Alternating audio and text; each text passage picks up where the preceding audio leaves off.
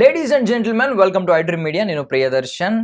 So Pokiri cinema 2006లో వచ్చింది. ఇప్పటికి 20 సంవత్సరాలు పూర్తయింది. స్టిల్ ఆ సినిమా గురించి మనం మాట్లాడుకుంటున్నాం. ఎందుకంటే మహేష్ బాబు గారే మొన్న వారణాసి ఇంటర్వ్యూలో పోకిరి సినిమా గురించి మళ్ళీ చెప్పారు. ఆ సినిమా ఆయన్ని సూపర్ స్టార్గా మార్చిందని చెప్పి, మాస్ ఇమేజ్ తీసుకొచ్చిందని చెప్పి. సో దాని గురించి కొంచెం డీటెయిల్గా మాట్లాడుకుందాం. మనతో పాటు సీనియర్ జర్నలిస్ట్ భరద్వాజ్ గారు ఉన్నారు, మాట్లాడదాం. సార్ నమస్తే. నమస్తే అండి. బాగున్నారా సార్? బాగున్నాను. Yeah. So first of all Pokiri cinema గురించి అప్పట్లో అదొక పెద్ద సంచలనం. అవును. మదర్ ఆఫ్ ఆల్ ట్విస్ట్స్ అంటారు ఆ లాస్ట్ లో అండర్ కవర్ కాప్ అని తెలిసినప్పుడు. అవును. సార్ అప్పట్లో ఒకటి నడిచింది, అంటే ఆ లాస్ట్ లో ఆ ట్విస్ట్ లేకపోయి ఉండుంటే, ఆ క్లైమాక్స్ లేకపోయి ఉండుంటే సినిమా అంత ఒక యావరేజ్ సినిమాలో నిలిచిపోయేది అని మీరేమంటారు? అంటే దానికి కూడా ఒక ఇన్స్పిరేషన్ ఉంది. అడవి రాముడు అనే సినిమా ఇన్స్పిరేషన్ దీనికి. అంటే ఆయన నార్మల్ మనిషిలాగా అడవిలోకి వెళ్తాడు ఆ సినిమాలో. ఓపెనింగ్లో ఆయన ఫారెస్ట్ ఆఫీసర్ అనే విషయం చెప్పడు రాఘవేంద్రరావు గారు. అలా సినిమా నడిచి నడిచి చివరికి ఆయన గందరగోళంలో బయటకు వచ్చేస్తూ ఉంటాడు. ఆ టైంలో సెకండ్ హాఫ్లో చెప్తారు ఆయన ఫారెస్ట్ ఆఫీసర్గా లాంచ్ అవుతాడు. అక్కడ అయిన తర్వాత అంతకు ముందు పొందిన అనుభవాలతో అక్కడ వ్యవహారాలు ఎలా డీల్ చేస్తాడు అనేది సెకండ్ హాఫ్ స్టోరీ. అందుకని ఎందుకు మొదట్లో రివీల్ చేయకపోవడం వలన నడిచినటువంటి కథ, దాన్ని పట్టుకొని ఈయన క్లైమాక్స్ వరకు నడిపాడు. దాన్ని నడిపి క్లైమాక్స్లో దాన్ని రివీల్ చేస్తే వచ్చే ప్రభావం అది పైగా ఆ షాట్ తీసిన పద్ధతి, వాళ్ళు అంటే అక్కడికి వెళ్ళే వరకు ఎవరికి తెలియదు, ఆడియన్స్కి తెలియదు, ఆ చుట్టూ ఉన్నటువంటి వాళ్ళకి తెలియదు. మనం ఒక నేరస్తుడితో వ్యవహారం నడుపుతున్నాం అన్న పద్ధతిలోనే ఉంటారు ప్రతి ఒక్కళ్ళు. అలా ఉండగా విలన్తో సహా ఆ మైండ్ సెట్లో ఉండగా సడన్గా ఇతను ఫలానా అని రివీల్ చేస్తూ వెళ్ళటం అనేది డెఫినెట్గా ఒక షాకింగ్ ఎలిమెంటే. అలాగే చాలా సినిమాలు, చాలా పాత రోజుల్లో సూపర్ హిట్ అయిన అనేక సినిమాల ప్రభావం కనిపిస్తుంది ఈ సినిమాలో. పోకిరిలో మీకు ఓపెనింగ్ షాట్ దీవార్ నుంచి యాజ్ ఇట్ ఈజ్గా వాడారు. పచ్చిమిర్చి పడే సీన్ అండి. పచ్చిమిర్చి కాదండి, లోపలికి వెళ్ళిపోయి ఆ రూమ్ లాక్ చేసి కొట్టడం, తాళం బారేసి కొట్టడం, ఇది టోటల్గా దీవార్ నుంచి లిఫ్ట్ చేసిన సీన్. అంటే యాంటీ క్లాక్ వైజ్ హీరోయిజం అనేది ప్రారంభించింది, ఇండియన్ స్క్రీన్ మీద ప్రారంభించిన వాళ్ళల్లో సలీం జావేదులు ఒకరు. దాన్ని అడాప్ట్ చేసుకున్నాడు, తన జీవిత సూత్రంగా అడాప్ట్ చేసుకున్నాడు పూరి జగన్నాథ్. ఆయన సినిమాల్లో టోటల్గా ప్రతి సినిమాలోనూ హీరో యాంటీ క్లాక్ వైజే ఉంటాడు. ఎక్కడా కూడా సమయానుకూలంగా వ్యవహరించడం అనేది ఉండదు, తేడాగానే ఉంటాడు. ఆ తేడాదనం అనేదాన్ని మహేష్ బాబు మీద ఎలా వర్కౌట్ అవుతుంది, ప్రతి హీరోకి, పూరి డైరెక్షన్లో చేసే ప్రతి హీరోకి ఈ తేడాదనం ఇతనిలో ఎలా పలుకుతుంది అన్న కోణంలో ఆడియన్స్ చూశారు. అలా చూస్తున్నటువంటి సందర్భంలో మహేష్ బాబులో ఆ తేడాతనం అద్భుతంగా పలికింది. అంటే యాంటీ క్లాక్ వైజ్ హీరోయిజం అనేది అమితాబ్లో పలికింది అక్కడ, దానిలో దీవార్లో.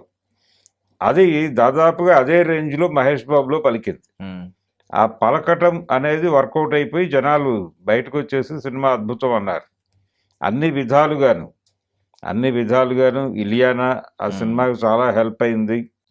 తను దేవదాస్ సినిమాతో ఒక స్టార్ అయిపోయింది, ఓవర్ నైట్ స్టార్ అయిపోయింది.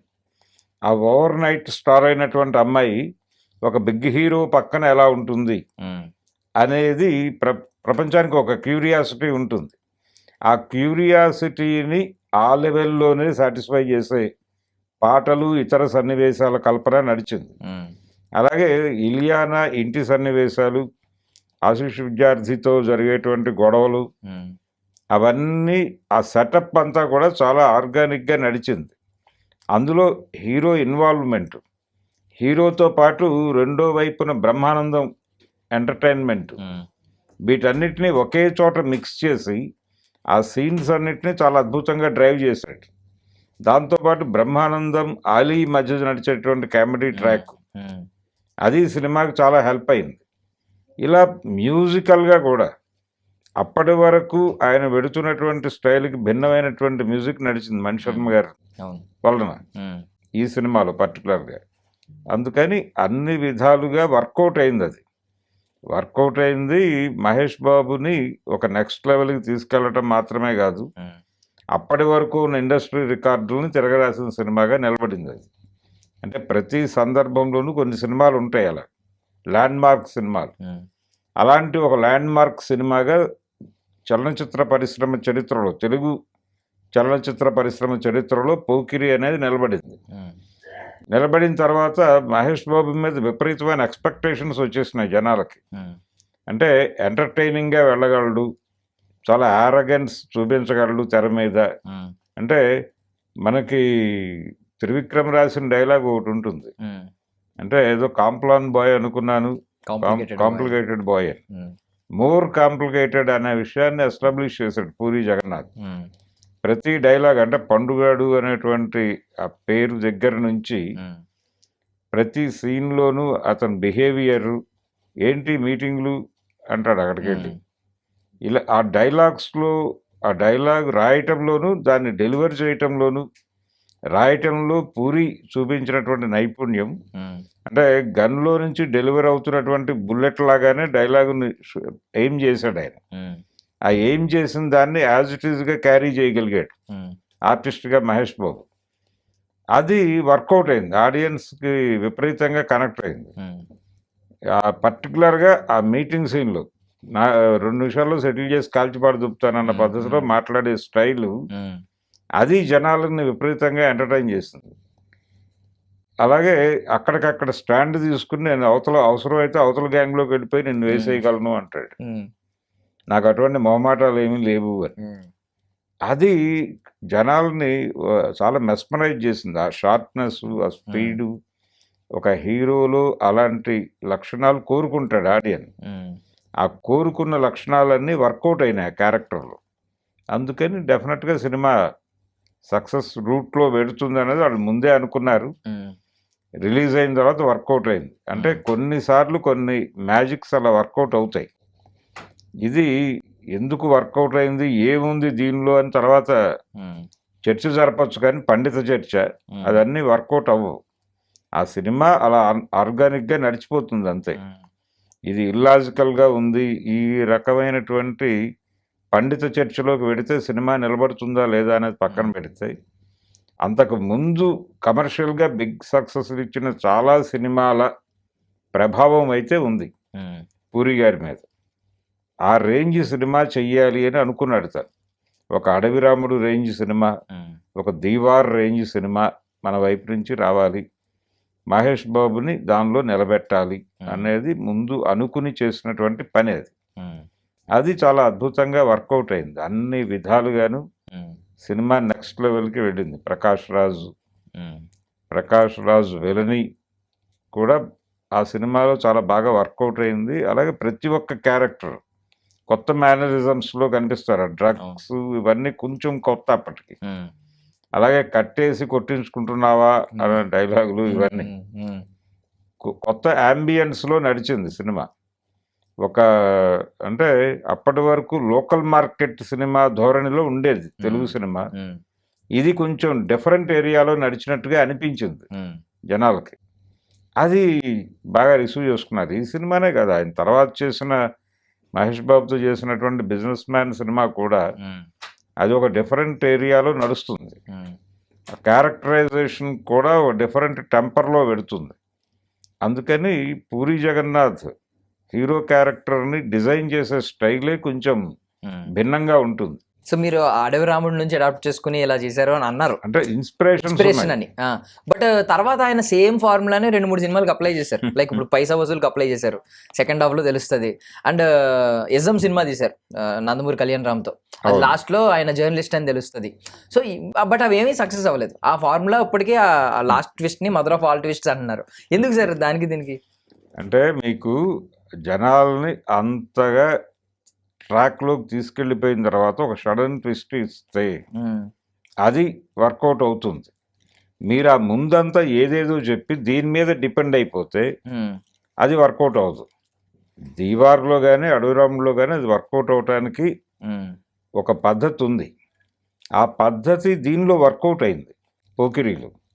ప్రతి చోట ఇదే పద్ధతిలో చేస్తాను. ఇప్పుడు చాలామంది డైరెక్టర్లు ఏమనుకుంటున్నారంటే, మనం కథ అంతా సెకండ్ హాఫ్లో చెప్పాలి, బయటికి వెళ్ళే ప్రేక్షకుడు అద్భుతం అనాలి, అంటే సర్ప్రైజింగ్ ఎలిమెంట్స్ అన్ని సెకండ్ హాఫ్లో నింపేస్తున్నారు. ఉమ్, ఫస్ట్ హాఫ్ అంతా డొల్లగా అయిపోతుంది దీనివలన.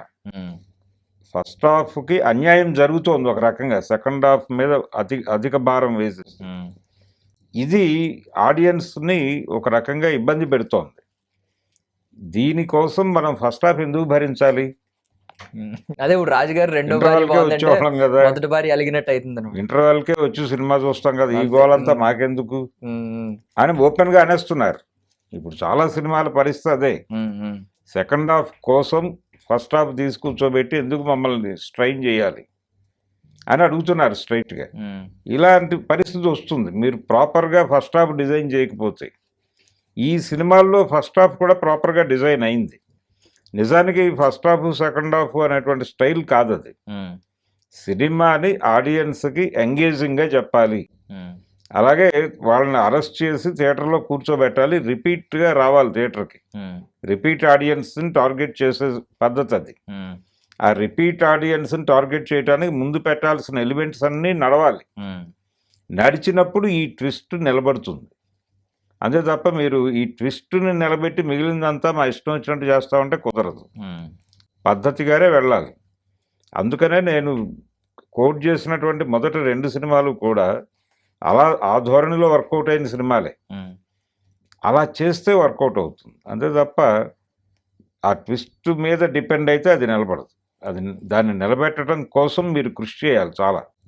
ఆ కృషి వర్కౌట్ అవ్వాలి. ఆ సినిమాలో ప్రతిదీ వర్కౌట్ అయింది. పోకిరిలో పాటలు వర్కౌట్ అయినాయి, అలాగే బ్రహ్మానందం ట్రాక్ అద్భుతంగా వర్కౌట్ అయింది. ఆయన లైన్ వేయటం ఏమిటి ఇలియానాకి అనేది ఒకటి. తర్వాత ఆశీష్ విద్యార్థి క్యారెక్టరు, ఆ క్యారెక్టర్లో కనిపించేటువంటి సాడిజము, క్రూయాలిటీ, దాన్ని ట్యాకిల్ చేసే పద్ధతిలో ఇతను వ్యవహరించే తీరు, పర్టికులర్గా నాజర్ క్యారెక్టరు, నాజరు, అజయ్, మహేష్ బాబు మధ్య జరిగే సీన్స్, ఇవన్నీ జనాల్ని నిలబెట్టినాయి. ఇవన్నీ నిలబెట్టిన తర్వాత ఆ ట్విస్ట్ అనేది సస్టైన్ అవుతుంది. అంతే తప్ప ఫార్ములా వేసుకుని ఫార్ములాలో సీన్స్ పెట్టుకుంటూ వెళ్ళిపోతే సినిమా వర్కౌట్ అయిపోతుంది అనుకుంటే భ్రమ అది. అందుకని ఈ భ్రమ తెలిసిపోతుంది 4 రోజులకి. కొత్తగా ఆలోచించాలి, కొత్త ట్విస్టులతో వెళ్ళాలి. వెళ్ళినప్పుడు సినిమాలు నిలబడతాయి. జనం సినిమా చూడటం లేదు అనేది తప్పు. జనాలని నడిపించేలాంటి సినిమాలు మీరు తీయట్లేదు, వాళ్ళు కనెక్ట్ కావడం లేదు, లేచి వచ్చేస్తున్నారు బయటకి. ఇందాక నేను చెప్పినట్లుగా సెకండ్ హాఫ్ నింపేసి ఫస్ట్ హాఫ్ గాలికి వదిలేస్తే జనం చూస్తారు అనేది కూడా భ్రమే. ఆ సినిమాలను కూడా వాళ్ళు కేర్ చేయట్లా. కానీ ఇది ఒక సెంటిమెంట్గా మారిపోయి డైరెక్టర్లు అందరూ మొత్తం కంటెంట్ సెకండ్ హాఫ్ తోసేసి ఫస్ట్ హాఫ్ అంతా నానా రకాల చెత్త నడిపేసి చూడండి అంటున్నారు. దానికోసం ఇది చూడండి అంటే ఎలా కుదురుతుంది? ఈ జబ్బు మనం పాన్ ఇండియా సినిమాలకు ఎక్స్పాండ్ అయిపోయిన తర్వాత అక్కడ పార్ట్ 1, పార్ట్ 2 తీస్తున్నారు. ఇక్కడ ఫస్ట్ హాఫ్లో చూపించే డొల్లతనం అక్కడ ఫస్ట్ పార్ట్లో కనిపిస్తోంది. దాంతో వాడు మొత్తం సెకండ్ హాఫ్కి షిఫ్ట్ చేసి ఫస్ట్ పార్ట్ డొల్ల చేస్తే ఫస్ట్ ఇంప్రెషన్ పోతుంది ప్రేక్షకుడికి. అలా సఫర్ అవుతున్న అనేక సినిమాలు చూస్తున్నాం మనం. ఫస్ట్ పార్ట్ వచ్చేసి జనాదరణ పొందక సెకండ్ పార్ట్ తీయాలో వద్దు అని కన్ఫ్యూజన్లో పడిపోయి ఆగిపోయిన సినిమాలు అనేకం ఉన్నాయి. అందుకని ప్రాపర్ డిజైనింగ్ లేకుండా మీరు ఏ ట్విస్ట్ పెట్టినా వర్కౌట్ అవ్వదు అనడానికి పూరి గారు చేసిన ఇతర ప్రయత్నాలు ఇదే ఫార్ములాలు. అందుకని పోఖ్రి అంటే మనకి చాలా రికార్డులు గుర్తొస్తాయి సార్. ఇప్పుడు ఫస్ట్ ఇంద్రా రికార్డ్ ని క్రాస్ చేసి మగధీర వరకు ఇదే నెంబర్ 1 గా నిలిచిందంట. ఫస్ట్ 40 కోట్ల షేర్ కలెక్ట్ చేసిన తెలుగు సినిమా. ఫస్ట్ అప్పటికి 70 కోట్ల గ్రాస్ కలెక్ట్ చేసినట్టు చరిత్రని తిరగరాసిన సినిమా, highest grosser. Even 175 days 63 centres, 500 days ఆడిన ఒక థియేటర్ లో ఉంది, 200 సెంటర్స్ లో 100 days ఆడింది. ఏ చెప్తారు? మీకేం గుర్తొస్తుంది సార్ పోఖ్రి అనగానే? మీకే రికార్డు గుర్తొస్తుంది? రికార్డులు అంటే రికార్డులు బదులు కొట్టేసిన సినిమా. జనాలు విపరీతంగా డైలీ అదొక ప్రోగ్రామ్గా వెళ్ళేవాళ్ళు. అంటే తీరిక దొరికినప్పుడల్లా వెళ్ళి ఆ సినిమా చూడాలి అనిపించాలి. అలా అనిపించేటువంటి, అంటే బోర్ ఉండకూడదు. మనం నిన్న చూసాం కదా అనుకోకూడదు ఆడియన్. ఈరోజు చూసినా తృప్తి కలగనటువంటి పద్ధతిలో ఉండాలి. అలా ఉంది అది. అలా రిపీట్ ఆడియన్స్ రిపీటెడ్గా వెళ్ళారు, అందుకని ఆ డేస్ కనిపించినాయి మీకు. 175 డేస్ అనేది 365 డేస్ ఆడేసిన సినిమాలు ఉన్నాయి కదా మనకి దీనికంటే ముందు. అంటే టిక్కెట్ల రేట్లు పెరుగుతున్నటువంటి సందర్భంలో ఇది ఒక గ్రాసర్గా నిలబడింది. నిజానికి కంపారిటివ్ స్టడీ చేస్తే, అంటే బంగారం ధరలు వీటితో కంపేర్ చేస్తే ఆనాటి అడవిరాముడితో పోలిస్తే ఇది ఆ మ్యాచ్ చేయగలిగిన పరిస్థితి. అందుకని అది 1 ఇయర్ ఆడేసింది కదా చాలా సెంటర్లు. అలా జరుగుతుంది. ప్రేమాభిషేకం కూడా నడిచింది. కాకపోతే ఈ కమర్షియల్ సినిమాలు వర్కౌట్ అవుతాయి ఏంటంటే మామూలు ఆడియన్స్ సరదాగా వెళ్ళిపోయి థియేటర్లో కూర్చుంటారు, రిపీటెడ్గా వెళ్తూ ఉంటారు. క్లాస్ సినిమాలకు వచ్చేసరికి వాళ్ళు కొంచెం 1-2 సార్లు చూస్తారు అంతే. మాస్ సినిమాలకు ఉండే డెఫినెట్ అడ్వాంటేజ్ అది.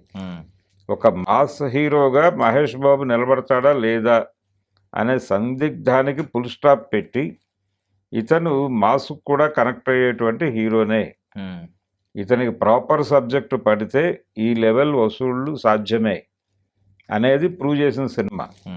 పైగా మనకి అప్పటికి ఓటీటీ హడావిడి లేదు, ప్రైవేటు ఛానళ్ళ తాకిడి మాత్రమే ఉండింది. ప్రైవేటు ఛానళ్ళు వచ్చాక కూడా చాలా సింగిల్ స్క్రీన్స్ మూతపడ్డాయి, కళ్యాణ మండపాలుగా మారాయి. అంటే థియేటర్లని సందడితో నింపేటువంటి సినిమాలు కావాలి ఇప్పుడు. రేపు మే 1వ తారీఖు నుంచి సినిమా హాళ్ళు మూసేస్తామంటున్నారు, జనం లేక రాక. అంటే పెద్ద హీరోల నుంచి సినిమాలు లేవు, వాళ్ళు 3 ఏళ్లకి 4 ఏళ్లకి ఒక సినిమా ఇస్తున్నారు. ఈ చిన్న సినిమాలు థియేటర్లను బతికించలేకపోతున్నాయి. కనుక మా వల్ల కాదు, మీరు ఓటీటీలో వేసుకుంటారా ఎక్కడ వేసుకుంటారో వేసుకోండి, సింగిల్ స్క్రీన్స్ మేము మే 1 నుంచి క్లోజ్ చేసేస్తున్నామని ప్రకటించారు. పర్సంటేజ్ ఇచ్చినా సస్టైన్ అయ్యే పరిస్థితి కనిపించట్లేదు. తెగే టికెట్లే అంటే 4 ఆటలకి కలిపి 100 మంది వస్తున్నారు అన్నాడు ఒక ఆయన. ఈ కండిషన్లు ఉన్నాయి. ఇలాంటి పరిస్థితి, అసలు సినిమా థియేటర్కి జనాలు వెళ్ళట్లేదు అనుకుంటున్న ఈ టైంలో పోకిరి గురించి ఏం జ్ఞాపకం వస్తుందంటే థియేటర్ల గేట్లు పట్టుకుని ఊగిపోతున్నటువంటి జనాలు గుర్తొస్తారు. గేట్లు బద్దలు కొట్టుకొని థియేటర్లోకి వెళ్ళాలనేటువంటి పట్టుదలతో అలా నిలబడిపోయి వెనక నుంచి పోలీసులు కొడుతున్నా పట్టించుకోకుండా, పడితే పడ్డాయిలే 4 దెబ్బలు ముందు మనం వెళ్ళి బుకింగ్లో చేయి పెట్టాలి అనేటువంటి ఒక ఎయిమ్తో జనాలు నిలబెట్టడం, అది అంతమందిని హిప్నోటైజ్ చేసి థియేటర్ ముందు నిలబెట్టగలగటం అనే స్టార్డమ్, అది మహేష్ బాబు సాధించాడు ఆ సినిమాతో. అందుకని ఆ మ్యాజిక్ చూడాలి, ఆ మ్యాజిక్ చూస్తేనే అనుభవం. థియేటర్ దగ్గర జనాలు తొక్కిసలాట కూడా ఒక అనుభవమే. నిలబడి ఉంటే బుకింగుల్లో తలాల మీద నుంచి నడుచుకుంటూ వెళ్ళిపోయి టికెట్లు తీసుకునే పరిస్థితి నడిచింది కొంతకాలం క్రితం. ఇప్పుడు చెప్తే జనాలకు ఆశ్చర్యంగా ఉంటుంది, అదేంటి ఆన్లైన్లో బుక్ చేసుకుని లీజర్గా వెళ్ళక అంటారు. కానీ మొదటి రోజు మార్నింగ్ షో చూడాలి అనే తపనతో థియేటర్ల దగ్గరికి వెళ్ళి టికెట్లు దొరక్క, బ్లాక్ కూడా దొరక్క, ఆ డిప్రెషన్లో తాగేసి ఆ థియేటర్ దగ్గర పడిపోయేటువంటి అభిమానులు ఉండేవాళ్ళు. అప్పటికి పోకిరి టైంకి కూడా ఉంది అది ఆ కల్ట్. ఆ తర్వాత ఇప్పుడు పరిస్థితి తలుచుకుంటే 6 డేస్ని గుర్తు చేసుకుంటే ఏమైపోయింది, ఇంత తొందరగా 20 ఏళ్లలో నాశనం అయిపోయింది ఆ సినిమా పరిశ్రమ అనిపిస్తుంది. అంతగా జనాల్ని, అంటే క్రౌడ్ పుల్లర్, ఒక స్ట్రాంగెస్ట్ క్రౌడ్ పుల్లర్గా ఒక హీరోని ఎమర్జ్ చేయాలంటే ఇలాంటి సినిమాలు పడాలి. అంటే మామూలుగా పోక్రి అంటేనే మనకి మీరు అన్నట్టు ఇందాక పూరి గారి మాటలో మణిశర్మ గారి పాటలో 2 కీలక పాత్ర పోషించే హిట్లో. సో మీకు డైలాగ్స్ చాలా ఉన్నాయి కదా సార్, లైక్ ఇప్పుడు ఒకసారి కాబట్టి అయితే నా మాట నేనే విన్ను, ఎవడు కొడితే దెబ్బ తిరిగి మైండ్ బ్లాక్ అయితే ఆడే పండుగాడు. సో ఇవన్నీ డైలాగ్స్ లో ఈవెన్ టైల్స్ వేస్తున్నారంటగా, అది కూడా ఫేమస్ డైలాగ్. అద్భుతం. సో మీకు ఏ డైలాగ్ గుర్తొస్తుంది పోక్రి అనగానే ఫస్ట్ గుర్తొచ్చే డైలాగ్? చెప్పినవన్నీ అద్భుతమైన డైలాగులు కదా. ఈ టైల్స్ డైలాగ్ అయితే విపరీతంగా పేలింది థియేటర్లో. అంటే వాడు ముందు చూపించే సీను వీడి మెమరీలో ఉందది అని చెప్పగలగటం, అలా ఆర్గానిక్గా వర్కౌట్ అయింది. అది వర్కౌట్ అయింది. పర్టికులర్గా ఆ మీటింగ్లో అతని రియాక్షను, అక్కడ పడే డైలాగులు నేను కాల్చిపడేస్తాను ఎవరినైనా సరే అని మాట్లాడటం. ఏంటి ఇంత అవసరమా, 2 నిమిషాల్లో కాల్ చేసి వెళ్ళిపోక, తక్కువ మీటింగ్ ఏంటన్నయ్యా అంటాడు. అది చాలా బాగుంటుంది ఆ డైలాగ్. అలా ప్రతిదీ అంటే ఎవడు కొడితే ఇవన్నీ ప్రతి డైలాగ్ని మహేష్ బాబుతో ఎలా డెలివరీ చేయిస్తాం అన్న పద్ధతిలోనే డిజైన్ చేసుకున్నాడు ఆయన. అది అన్ని సందర్భాల్లోనూ వర్కౌట్ కాకపోవచ్చు, కానీ ఇదే మీటర్లో ఇంకొంచెం ఇంటెన్సిఫై చేసి నడిపాడు అందులో బిజినెస్ మ్యాన్లో. కాకపోతే దీనిలో ఉన్న ఎంటర్టైన్మెంట్ దానిలో ఉండదు, అది వేరే గొడవ. దీనిలో అన్నీ కలిసినాయి, అన్నీ కలవటం వలన వచ్చినటువంటి రిజల్ట్ అది. ఏ ఒక్క ఎమోషను ఓవర్ అయిపోయి అలా లేదు. ప్రతి క్యారెక్టర్ని చాలా బాగా డిజైన్ చేశారు. ఆ హీరోయిన్ తమ్ముడి క్యారెక్టరు, ఆ ఉప్మాలు పట్టుకుని ఉప్మా తినేసి బతికేస్తున్నారు అనే డైలాగ్ కూడా జనాలకు బాగా కనెక్ట్ అయింది. ఫ్యామిలీ మొత్తం ఉప్మా తిని బతికేస్తున్నారు అని. తర్వాత ఈ లోకల్ ట్రైన్స్లో నడిచేటువంటి సీన్లు, ఒక స్టేషన్లో బయలుదేరి నెక్స్ట్ స్టేషన్కి వెళ్ళేసరికి ఒక యాక్షన్ ఎపిసోడ్ నడపటం, ఇవన్నీ జనాలకి ఫ్రెష్గా అనిపించినాయి. ఆ ఫ్రెష్ లుక్తో మీరు ఎంత పాత కథని చెప్పే ప్రయత్నం చేసినప్పటికీ ఇవన్నీ కొత్తదనాన్ని తీసుకొచ్చినాయి కథకి.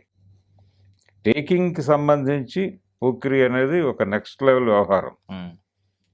ప్రతి రిలేషన్ని బాగా డీటెయిల్డ్గా వర్కౌట్ చేశాడు. ఇలియానా మదర్ క్యారెక్టర్కి, ఆశీష్ విద్యార్థి క్యారెక్టర్కి మధ్యలో అల్లిన సీన్లు కూడా జనాల్ని నిలబెట్టగలిగేటువంటి పద్ధతిలో నడిపారు. వాళ్ళిద్దరూ చాలా బాగా యాక్ట్ చేశారు. ఇవన్నీ వర్కౌట్ అయినాయి, అందుకని సినిమా నిలబడింది. సెంటిమెంటు ఉంది దానిలో. అంటే ఇంత యాంటీ క్లాక్ వైజ్ హీరోయిజంలో కూడా ఓ సెంటిమెంట్ నడిపాడు తండ్రి క్యారెక్టర్ నుంచి. ఈ తండ్రి ఎవరికి తండ్రి అనేది ఒక కన్ఫ్యూజన్, అదొక బ్లాస్టింగ్ ఎలిమెంటే అది కూడా. ఇలా ప్రతిదీ చాలా అద్భుతంగా వర్కౌట్ జరిగింది ఆ సినిమాకి సంబంధించి. అలా కొన్నిసార్లు జరుగుతుంది, ఆ జరిగిన సందర్భంలో జనాలు కనెక్ట్ అవుతారు ఆ మ్యాజిక్కి. అండ్ ఈవెన్ మ్యూజిక్ ఫ్రెష్ అన్నారు మీరు అన్నట్టే. ఆ డోల్ సాంగ్ కానీ, ఫస్ట్ దేవదేవుడు ఆ సాంగ్ కానీ, ఈవెన్ ఇప్పటికింకా నా వయసు సాంగ్ ఉమైద్ ఖాన్ కెరియర్ ని ఇంకా బాగా పుష్ చేసింది. ఆమె నిజంగా ఒక స్టార్ ని చేసింది ఆమె. అంటే మనకి స్పెషల్ సాంగ్స్ అనే కేటగిరీలో ఆ పాట ఇప్పటికీ రకరకాల రెఫరెన్స్లో నడుస్తుంది. ఎవరినన్నా ఏజ్ అడగగానే ఈ పాట ఒక చిన్న హమ్మింగ్ మొదలు పెట్టేసి అవతల వాడిని రెడిక్యూల్ చేయటమే. రెడిక్యూల్ చేయడానికి ఇప్పటికీ అది మీమ్ మెటీరియల్గా ఉంది ఆ పాట. అందుకని అన్ని విధాలుగా వర్కౌట్ అయిన సినిమా ప్రతిదీ.